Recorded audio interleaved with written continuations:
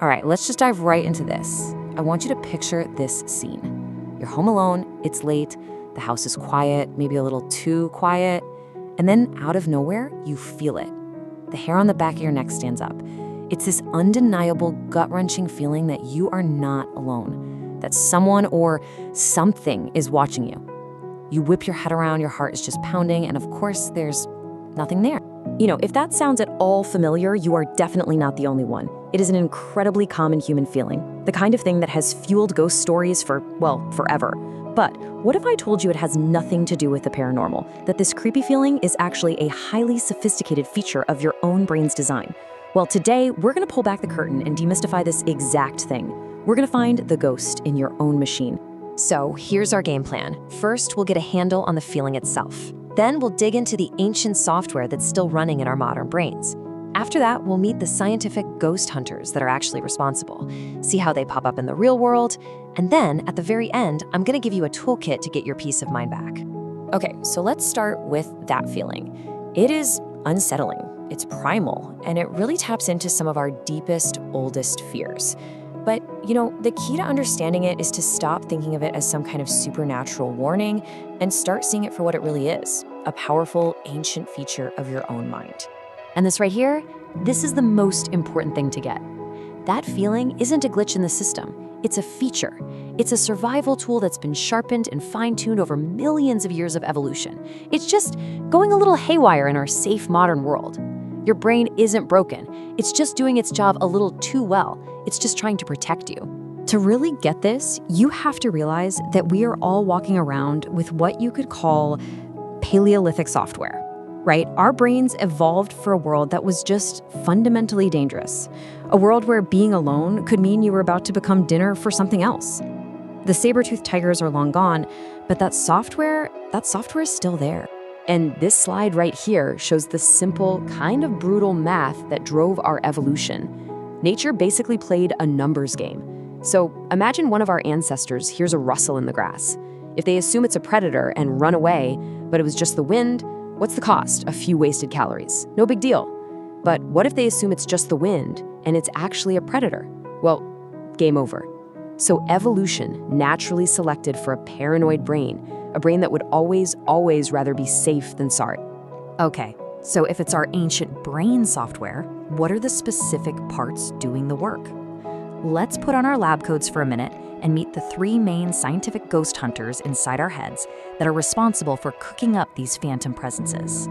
So first up is something called HAD, which stands for Hyperactive Agency Detection Device. The best way to think about HAD is as a very jumpy security guard on the night shift.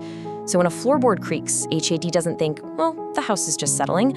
No, its first thought is intruder. It is designed from the ground up to be hypersensitive, to see intention, or what scientists call agency, in totally random events, especially when you don't have a lot of information, like in a dark, quiet house. Next up, we have the temporoparietal junction, or the TPJ, and this is where things get really weird. The TPJ is the part of your brain that creates your sense of self in space. It tells you where your body ends and the rest of the world begins. But when you're stressed out or really tired or even just sick, the TPJ can glitch. It can actually misinterpret your own body signals as coming from someone else. And when that happens, it can project a sort of ghost copy of you into the room. It can feel like a shadow person is right there, mirroring your every move. So in a very real sense, you are literally haunting yourself. And finally, there's a culprit that isn't even in your head. It's actually in your environment. It's called infrasound. These are sound waves that are below the frequency of human hearing, so you can't consciously hear them, but your body can feel them as vibrations. And scientists have shown that these low-frequency waves can cause feelings of dread, anxiety, and that very specific sensation of a presence. And the crazy thing is, they can be generated by totally normal stuff, like a faulty air conditioner, distant traffic, or even just the wind blowing across a chimney just right. All right, so we've covered the theory, we've got HAD, the TPJ, and infrasound. But how do these kind of abstract ideas actually show up in our day-to-day lives? Let's look at a couple of really common scenarios where these ghost hunters love to team up.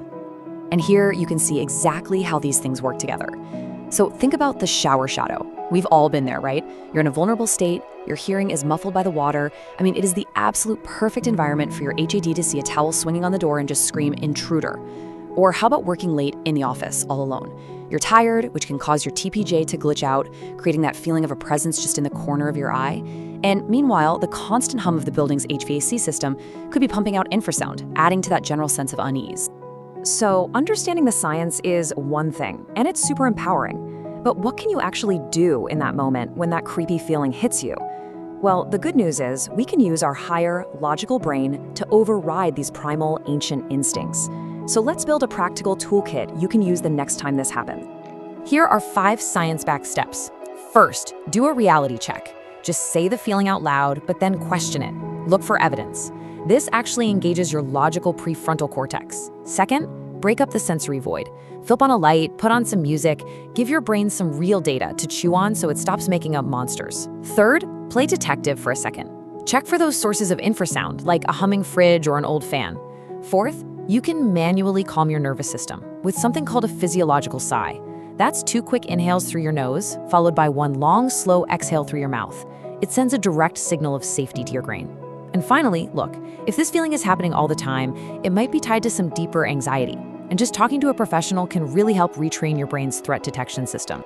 So here's the bottom line. The feeling of being watched. It's not a sign of weakness, and it's not a ghost. It's actually a testament to the incredible, if maybe a little overzealous, protective machine that is your brain. It just hasn't quite gotten the memo that you're safe in your living room. So the next time it happens, don't try to fight it, just take a breath, turn on a light, and maybe try this final thought. Thank your brain for its vigilance, and then gently remind it we are safe.